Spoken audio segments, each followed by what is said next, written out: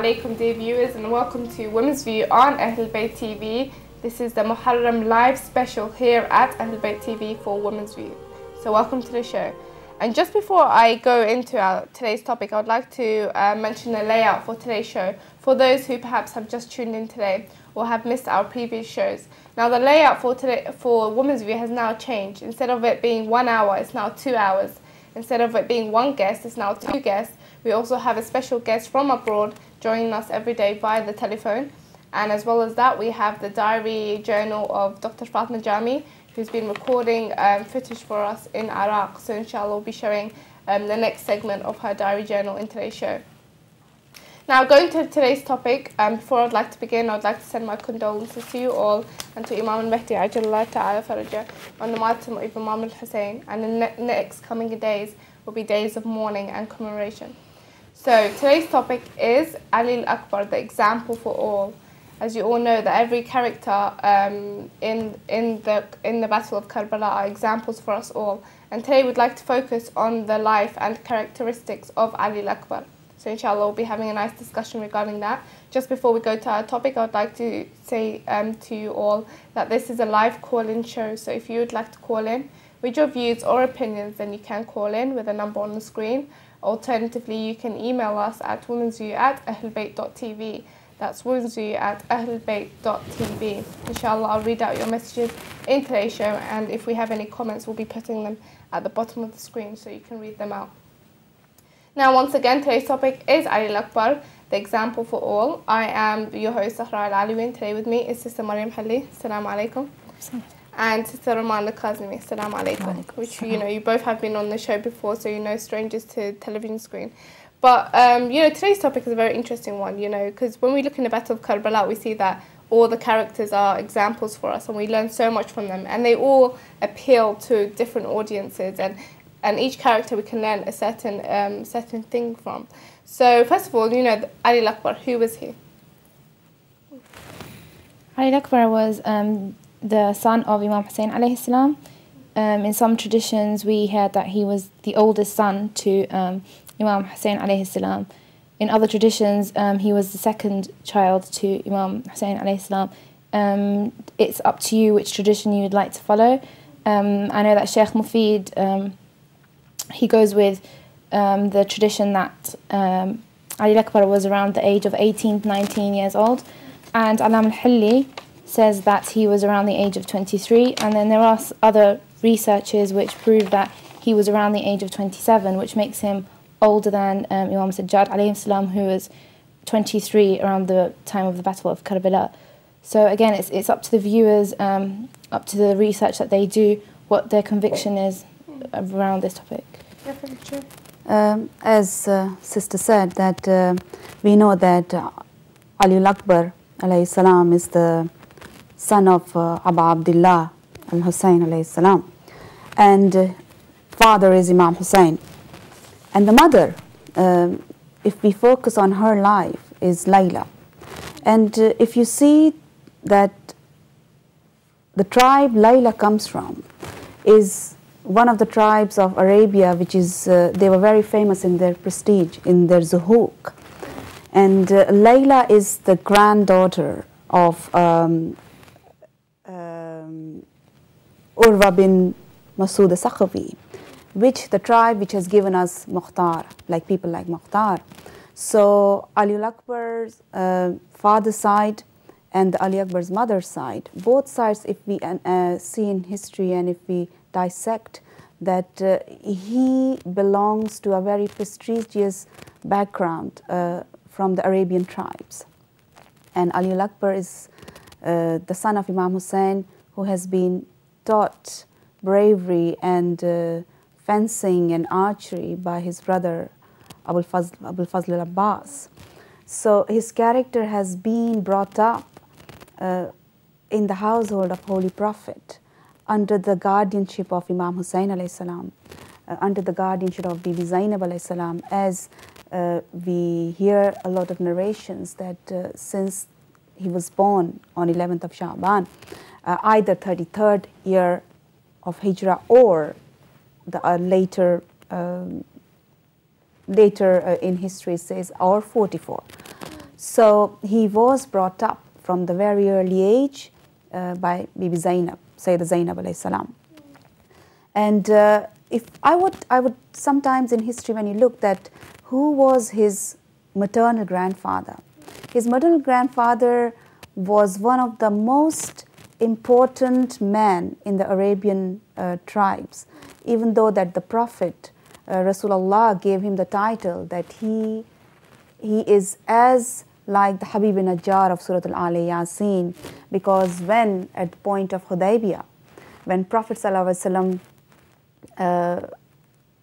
met the people of Quraysh at the point of Hudaybiyah, Ali Akbar's grandfather was sent as a envoy, so to meet Rasulullah. And later on, when he accepts Islam and he takes this message back to the tribe of Banu Saqif, they pelted him to stone, to death, like the story of Surah Al-Yasin. So at that time, Prophet gave him the title, and he said that I am happy because I am giving my life and I'm dying under the wings of Rasulullah. So we see that Ali Akbar comes from a very valiant and brave family from both sides. Definitely. It's a very good point. I mean, like Ali Akbar, he is a person of courage and bravery. I'm going to be speaking about his martyrdom and how that courage showed. But like Maryam Hilli said, I know that people may be calling in saying exactly his age or his, because there's been a lot of misconceptions about how old he was and issues like that. But like Maryam Hilli said, that there are different narrations which say how old he is. I mean, like she said, there's one narration that says that he was born in 44 year after Hijrah, which means that he was 18. Others say that he was born in 33 years of Hijrah, so that makes him around 27 and a half. Yeah, 33rd year after Hijrah, which means that he's 27. So it really depends which narration you class as being reliable or strong. So there's issues regarding that. But now focusing on his characteristics, I mean, even Imam Hussein, he was when Ali Akbar went to the battlefield, Imam Hussein found it really hard to watch his son go and fight, and then after his martyrdom as well. So let's first of all talk about his characteristics. You see, we know that Imam Hussein alayhi salam, even at the time of leaving Medina, when people of Medina, they were very sad when Imam Hussein was departing from Medina. But the point came when the whole tribe of Medina came and said to Imam Hussein alayhi salam that you are taking everyone, but why don't you leave Ali Akbar behind? Because you know that he is the last resemblance of Prophet. And whenever we wish and we have a desire to look at Prophet, we go and at least do the ziyarah of Ali Akbar alayhi salam. So Imam Hussein alayhi salam gave us, and it was, Ali Akbar was not only in resemblance at the look of Prophet, no. Even his mission, his vision, his perception of life, which you call like a mantak, was same as of Prophet. His hospitality was same as of Prophet. Like when we come to the appearance part, so there is a very authentic hadith which says that there was a Christian, he entered one day the Mosque of Medina.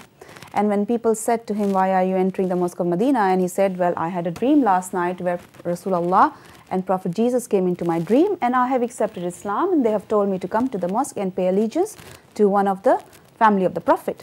And here comes Imam Hussein with a child whose face is half covered.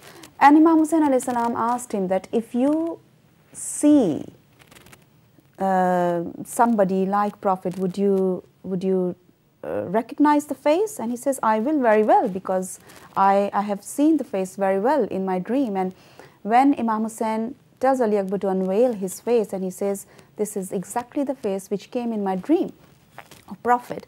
So Imam Hussein asked him, what would you do even if a thorn touches this boy? And he says, I would not live my life. And Imam Hussein alayhi salam at that time said, I can see my Ali Akbar's body ripped into pieces. So that was number one, appearance. Number two, when you see his akhlaq, his morals, his hospitality is same as Prophet. So that also is related. Then Ali Akbar alayhi salam, when Layla used to cook food in the house, he used to tell his mother, when you cook, can you let the chimney of the house be open so the smoke of the food can go out? And when the mother used to ask why, what is the reason? He said that if there is a stranger, or if there is a person who has come into town and he doesn't have anything to eat, at least he can see the smoke and he can follow the directions to my house and he can come and eat with us, as Prophet used to do. Prophet, seeing anybody on the street without any food, would bring him straight to his house and bless him with whatever was in the house.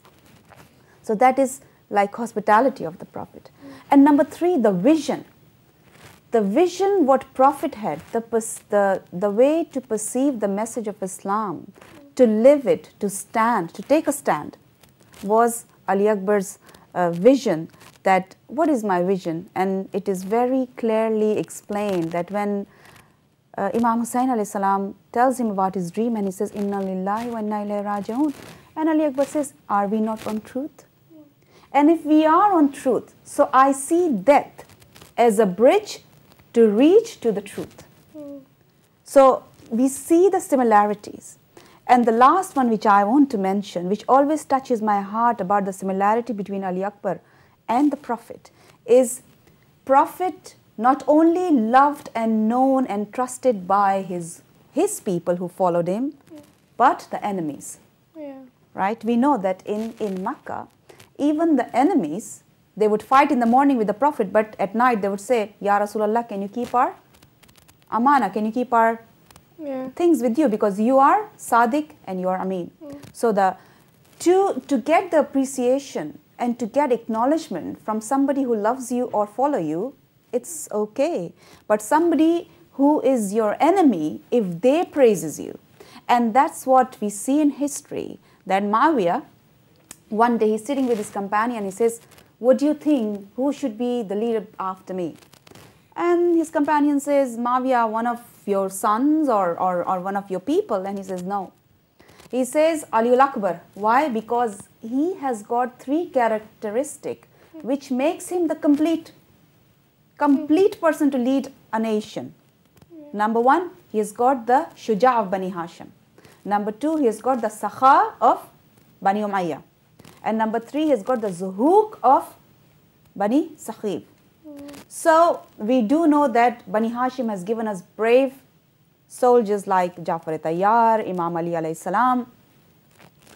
Of course, when we talk about the generosity, even though in a wrong way, but we saw that Bani Umayyah would be very generous, not with their own money, but with the government's money. And we saw in history that they would give 400,000 or 50,000 or 60,000 dinars just to change hadith. So, and number 3 is that the prestige of the tribe from his mother's side was highly known in the state of Arabia. Definitely, that's definitely true. Would you like to add anything else? There's not much I can add to that, but I'd also like to say that not only did Ali Akbar resemble the Prophet in looks, he also resembled him in voice as well. In the Battle of Karbala, when Ali Akbar went out to fight, he started to speak to the enemies. And as he was speaking with the eloquence of Rasulullah, some of the enemies stood and stared and they said, is that Rasulullah before us? Like, you know, they thought they were imagining Rasulullah being there, but obviously it was Ali Akbar. And they were reminded by the leaders, the evil leaders, they were reminded that no, this is actually Ali Akbar, the son of Imam Hussain alayhi salam. Not only did he resemble the Prophet in terms of his akhlaq, in terms of the way he looked, and in terms of his voice as well, but to speak a bit about his characteristics, let's look at his personality, the way he was with his aunt, the way he was with his mother, the respect that the women had for him, and the relationship he had with those of members of his family, that he looked after them so well. He had to go and seek their permission before the battle, as well as seeking the permission of his dad. We also know that Ali Akbar was known for reciting the adhan. Okay, his voice was so beautiful that he was the one who recited the adhan, and he recited the adhan in the Battle of Karbala. And when he did recite the adhan for the last time in the Battle of Karbala, the women were crying as he was reciting the adhan, because they said that is the last time we will be hearing the adhan, okay, being recited by Ali Akbar. As well as that, I'd like to touch upon a point that the sister said previously. this was a person who was raised by Zainab alayhi salam, and we know what Zainab alayhi salam is, and you know, the courage that this woman has, the bravery that this woman has, and she's known to be, you know, alima ghair muallima. She's like a scholar. Okay, she's the closest we have to a scholar in the form of a female. And as the sister said as well, he was taught, his bravery was from Al-Abbas. He was taught fencing and archery by Al-Abbas. So he had all the qualities, okay, that you know, most of Bani Hashim had: the bravery, the courage, the justice, okay, the fact that he wanted to stand up against oppression. Do you think that, you know, he did not want to live his life like any other of the youths? You know, he had his whole life ahead of him, but before that he put his faith before everything else. So this is somebody who had so much faith, okay, and the only thing he saw before him was his religion, and putting his religion before everything else and before living his life. That's definitely true, yeah. Like you lot touched upon, you know, first of all, he resembled the Prophet. I mean, like, you know, just a summary of what you said, like there's hadiths that said that huwa kan shabiha Rasulullah khalqan wa khuluqan wa mantaqa. So he resembled Rasulullah in his looks and his akhlaq and his mantaq. So you know, that's what strikes me as well. I mean, when I talk about Ali Akbar or read about Ali Akbar, that's what strikes me, that someone that was exactly like the Prophet. And you lot mentioned very, you know, interesting points as well. But I go into his martyrdom, because his martyrdom, I believe that it's really striking, and it's really saddening to hear the way Ali Akbar was martyred. As we all know, that he was the first to go forward and say, you know, I want to, from the tribe of Bani Hashim, I mean, that he was the first to go forward and say, you know, now it's my turn to come to step forward and to fight for his father. So, first of all, how was he martyred? I just want to say, first of all, Ali Akbar put himself forward at the beginning of the Battle of Karbala before the companions of Imam Hussein alayhi salam.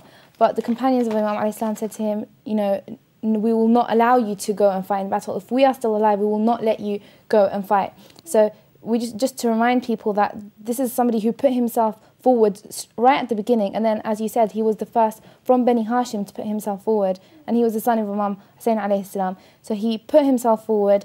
He went and sought permission from his mother. He sought permission from his father, and he said to them, my time has come, and I'm ready now to go and fight for the sake of Islam, okay, for the sake of the message, okay, of Rasulullah. So he goes out and he fights, and we know that his mother was very distraught and she was crying, okay, and she says, you know, Allah, if the dua of a mother is mustajab, then I pray for my son to come back, for me to see my son one more time. And she prays to see her son one more time, and as we know, Ali Akbar, he goes, he fights, he comes back victorious, okay, and he comes back to his mother, and she thanks Allah subhanahu wa ta'ala and says, thank you for istajeebing my dua. I get to see my son, okay, for the last time. And you know, she hugs him, his father hugs him, but you know, at the same time they're crying. They know that he's going to go out there, and you know, his martyrdom is going to be coming very soon. He goes out, he fights, okay, again very courageously. Imam Hussein can hear, you know, the anguish and the cries of Ali Akbar. He can hear Ali Akbar addressing the enemies and telling them, okay, you know, we are the children of Rasulullah, and you know, what is this for? Why are you doing this to our family? All we are doing is standing up, okay, against oppression. Okay, we're just trying to save the message of Islam. He is you know, attacked by various soldiers, and then in some narrations we know that it's Hassan ibn Umayr who creeps up, and then he throws a spear, okay, which hits the heart of Ali Akbar, and Ali Akbar feels faint from this spear which enters his heart, and then he slowly falls down to the ground, and the spear snaps, but the blade remains inside his chest, okay. And we know that as he falls down, he calls for his father, whose father comes to his aid, and his father puts his hand on the blade. His father tries, before he does that, he tries to hug him, and he sees Ali Akbar only embraces him with one arm, and he wonders, why is he embracing him with one arm? When he turns him over, he sees that the blade is in his chest. He puts his hands on the blade, and you know, he cries for his son. He cries, you know, at the state of his son. Yes, whenever somebody would come to Imam Hussein alayhi salam on the day of Ashura, Abba Abdullah would be very hesitant for them to just go and give permission to them to just go to the battlefield. But the point came when Ali Akbar comes to Abdullah and he says, "Father, let me go." And without hesitation, Imam Hussain alayhi salam sends his son. Only one last word he says, that I would like you to go and take permission from your aunt, because as we mentioned that since he was born, it was Sayyidah Zainab who brought him up. When he comes to bid his farewell and in the tents of the ladies, everybody, the narrations in Maqatil says that they started hugging to his cloak, because Ali Akbar not only he was like a security. He was standing next to Abul Fazl every minute in that whole trip. And when the ladies saw him going, it was the most difficult part for them to depart from Ali Akbar alayhi salam. And the last words when he speaks to Sayyidah Zainab, and he says that would you not give your son's life, because as she has brought him as a son, on the son of Fatima, who is greater, you or Fatima? And if Fatima is greater, you should send me before the son of Fatima is martyred in the way of Allah. And when he's leaving the tent, he's mounting on his horse. Imam Hussain alayhi salam at that point look at the sky and he says, "Oh Allah, be witness that I am sending someone who is who does not only resemble only in the looks of Rasulullah, not only in the voice of Rasulullah, but he has the same vision." And when the sister said that he gave the last azan on the day of Ashura, we have to dissect this topic into depth.